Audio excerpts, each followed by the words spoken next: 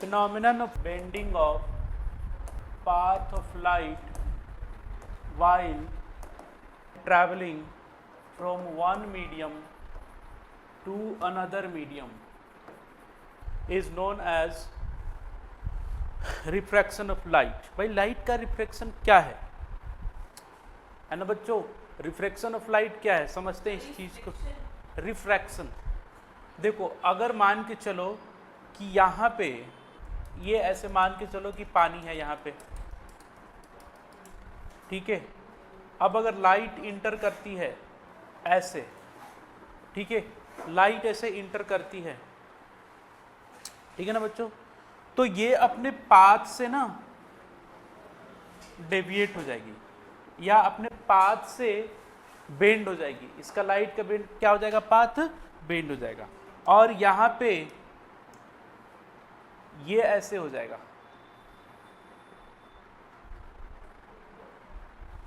ये क्या है आपका? नॉर्मल है। क्या है ये? नॉर्मल है, ठीक है जी। तो इसको बोलते हैं नॉर्मल।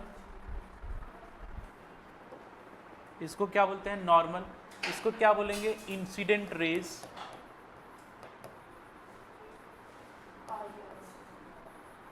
Incident raise. इसको बोलेंगे रिफ्रैक्टेड रेज, ठीक है जी। इसको बोलेंगे एंगल ऑफ इंसिडेंस,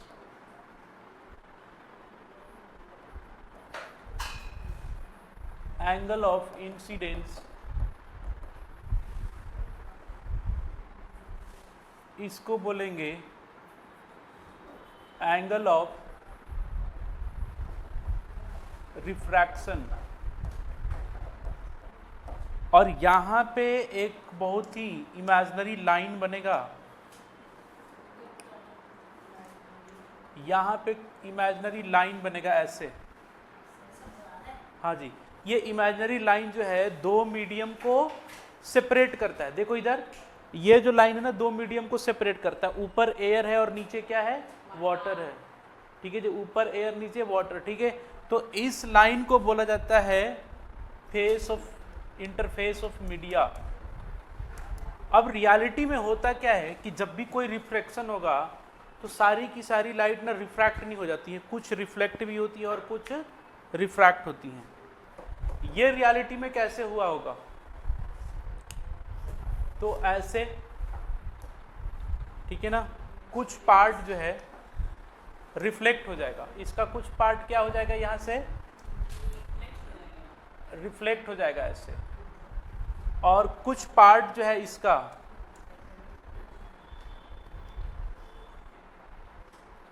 ऐसे आ जाएगा। आगे बात समझ में? मतलब कि एक ही लाइट का कुछ अमाउंट या कुछ पार्ट जो है रिफ्लेक्ट भी होता है, कुछ रिफ्रैक्ट भी होता है, और कुछ इस सरफेस के द्वारा एब्जॉर्ब भी कर लिया जाता है। एक देखो, अगर मान के चलो ऊपर क्लाउड बन रहा है, उस क्लाउड का इमेज अगर पानी में देखोगे तो आपको धुंधला नजर आएगा। क्यों? क्योंकि जो पूरी की पूरी लाइट रेज क्लाउड से जो रिफ्रैक्ट होकर आ रही थी हमारे आंखों तक नहीं पहुंचती है। उसका कुछ पार्ट एब्जॉर्ब हो जाता है, कुछ पार्ट ही रिफ्लेक्ट होता है, कुछ रिफ्रैक्ट हो जाता है। तो जो रिफ्लेक्टेड पार्ट होता है उसी की वजह से हमारी आंखों पे इमेज बन पाता है। इस वजह से हमें क्या होता है? बहुत ही फेड दिखाई देता है, ठीक है ना।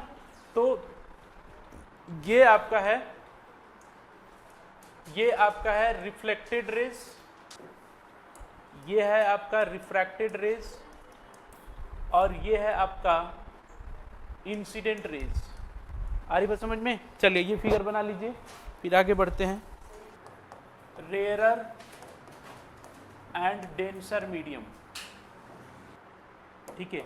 अब एक ऐसा मीडियम जिसमें मीडियम ऑफ द पार्टिकल्स बहुत ही क्लोजली स्पेस्ड हो, तो उसको क्या बोलेंगे? Denser medium. और एक ऐसा मीडियम जिसमें मीडियम्स ऑफ द पार्टिकल दूर दूर हो, तो उसको क्या बोलेंगे हम लोग? Rarer medium. जैसे वाटर और एयर के कंपैरिजन किया जाए तो एयर एक रेयरर मीडियम है और वाटर क्या है? डेंसर मीडियम है। तो लिखेंगे रेयरर मीडियम, मीडियम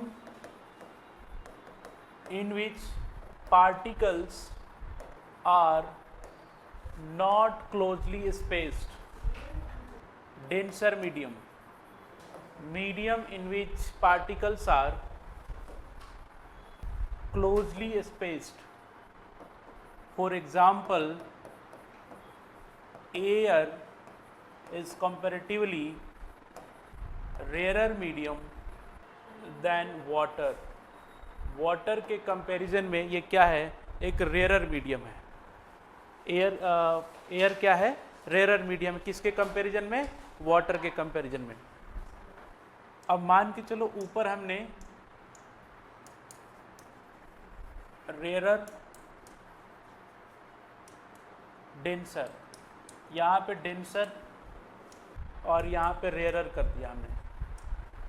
अब अगर लाइट रेज रेयरर से डेंसर में जाएगा तो अपने नॉर्मल के टुवर्ड्स वो बेंड हो जाएगा. It will bend towards the normal, bend towards the normal. इसका ओरिजिनल पाथ क्या होना चाहिए, ऐसे होना चाहिए था, but it will bend towards the normal.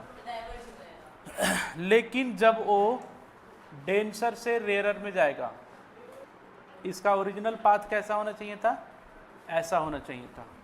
तो इस केस में आप देखोगे तो ये यहाँ से towards bend towards the normal, goes away from the normal या bends away from the normal, normal से दूर जाता है. कब, नॉर्मल की तरफ कब आएगा, रेयरर से डेंसर. और नॉर्मल से दूर कब जाएगा, डेंसर से रेयरर.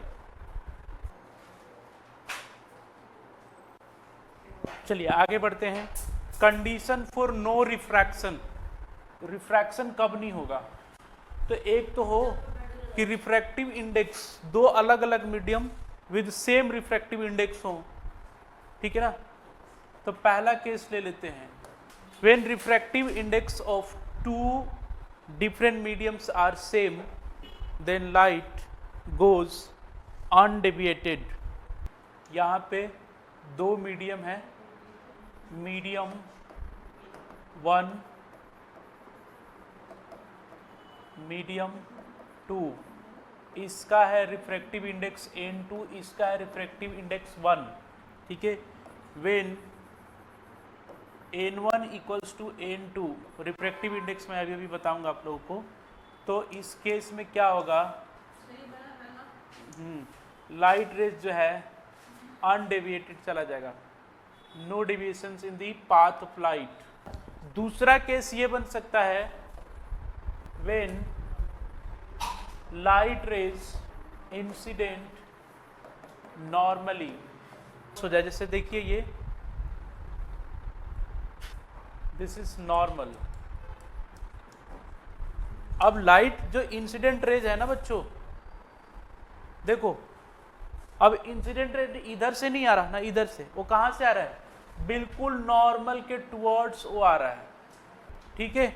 तो कोई डिविएशन नहीं हो रहा. रिफ्रैक्शन की डेफिनेशन क्या है कि लाइट एक मीडियम से दूसरे मीडियम में जा रही है, और अगर उस अपने रास्ते से वो थोड़ी इधर उधर हो जाए तो उसको क्या बोलते हैं हम लोग, रिफ्रैक्शन ऑफ लाइट. क्या बोलते हैं उसको, रिफ्रैक्शन. और लाइट टकराने के बाद वापस उसी मीडियम में बाउंस बैक आ जाए, उसको क्या बोलते हैं, रिफ्लेक्शन. अच्छा, इसका इस इंटरफेस पे आने से पहले पाथ का डायरेक्शन यही था, और वापस इसमें दूसरे मीडियम में इंटर करने के बाद भी उसी रास्ते से चली गई, तो कोई डिविएशन नहीं हुआ. तो रिफ्रैक्शन कब नहीं होगा, तो दो कंडीशन है. पहला कंडीशन कि दो अलग अलग मीडियम हो, दोनों का रिफ्रैक्टिव इंडेक्स सेम हो, उस केस में भी रिफ्रैक्शन नहीं होगा. इस केस में रिफ्रैक्शन, इसमें मीडियम का, इसमें n1 है, इसमें n2 है, रिफ्रैक्टिव इंडेक्स अलग अलग है, उसके बावजूद भी रिफ्रैक्शन नहीं हो रहा है. क्यों, क्योंकि ये कहाँ नॉर्मल इंसिडेंट हो रहा है, नॉर्मली हो रहा है. आगे बात समझ में. चलिए जी, ये दोनों कर लीजिए. Cause of refraction, next heading, cause of refraction. Refraction का कारण क्या है, तो लिखो, when light passes from one medium to another medium, its direction changes because of change in speed of light. Thus, cause of refraction is change in speed of light, light के speed में change आएगा तो refraction होगा। पहला point लिखो, when speed of light slow down, मतलब वो कम हो जाए, slow down, then light will bend towards the normal. दूसरा पॉइंट लिखो,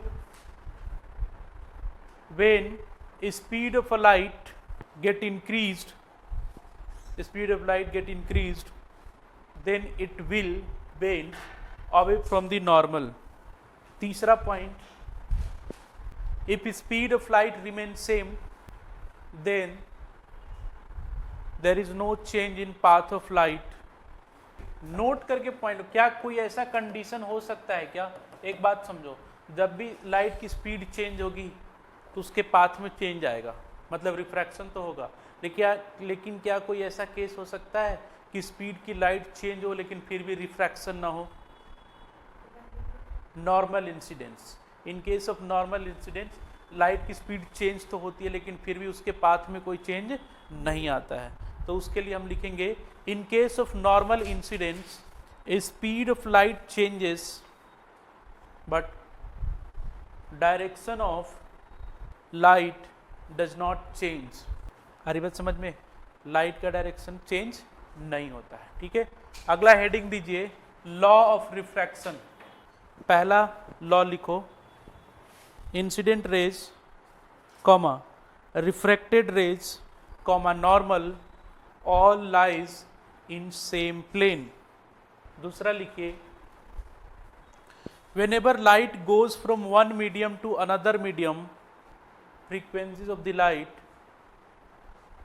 does not change. However, velocity and wavelength of the light get changed because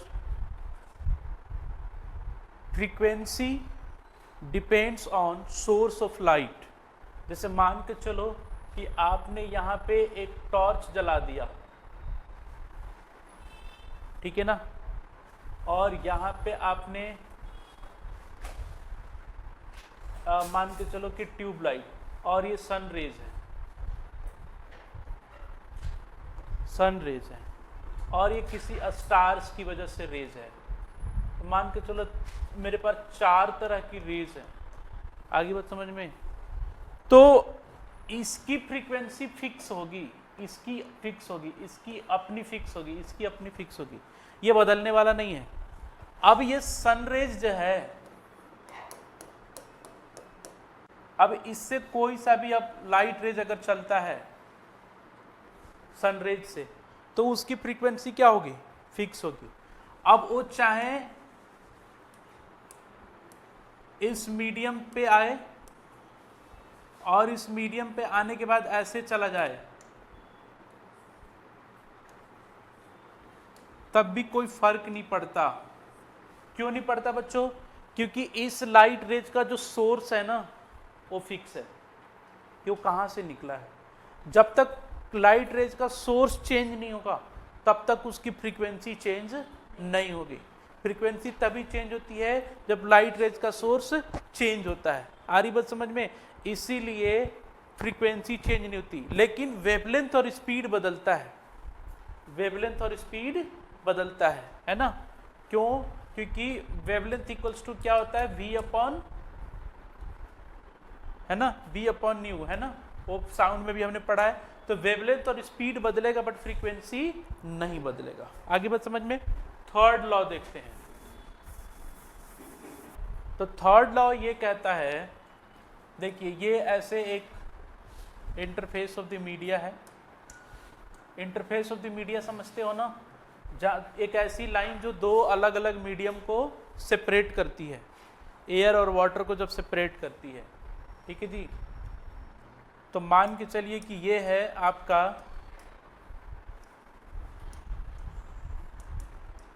medium 1, इसका N1 है, medium 2 इसकी रिफ्रैक्टिव इंडेक्स N2 है। ये मान लिया हमने एंगल R, एंगल I है। तो इसको, अच्छा, थर्ड लॉ में स्नेल्स लॉ भी लिख देना, ये स्नेल्स का नियम भी बोला जाता है, Snell's law. Sine I, sine angle I divided by sine angle R, वो कांस्टेंट होता है। देखो बच्चों, देखो sine angle I divided by sine angle R. अब ध्यान से देखो, एंगल आई मैंने इस मीडियम का लिया है ना, तो रिफ्रैक्टिव इंडेक्स अगले मीडियम का लूंगा, n2 डिवाइडेड बाई n1, और इसी को 1n2 भी बोल देते हैं। अच्छा, आपके बुक में ना n की जगह म्यू यूज किया हुआ है, हाँ वो मैं वही यूज कर देता हूँ आप लोगों के केस में, ताकि कंफ्यूजन हो। 10th क्लास के सीबीएसई में μ1 μ2, तो ये क्या हो जाएगा, μ2 डिवाइडेड बाई μ1, इसी को 1μ2 भी बोला जाता है। इसको क्या बोलते हैं हम लोग, 1μ2। तो अब ध्यान से देखो, इधर देखो, अगर मैं इस चीज को क्रॉस मल्टीप्लाई करता हूं तो इस मीडियम का रिफ्रैक्टिव इंडेक्स इनटू साइन के साथ एंगल आई, इसी मीडियम का एंगल, ठीक है, इक्वल्स टू इसको मल्टीप्लाई इस दूसरे मीडियम का रिफ्रैक्टिव इंडेक्स और साइन के साथ एंगल आर। ये क्या होता है बच्चों, कांस्टेंट होता है, याद रखेंगे, ठीक है। और इसको 1μ2, ये क्या होता है, प्रॉपर कांस्टेंट होता है। आगे बात समझ में, इसको स्नेल्स लॉ भी बोलते हैं, ठीक है।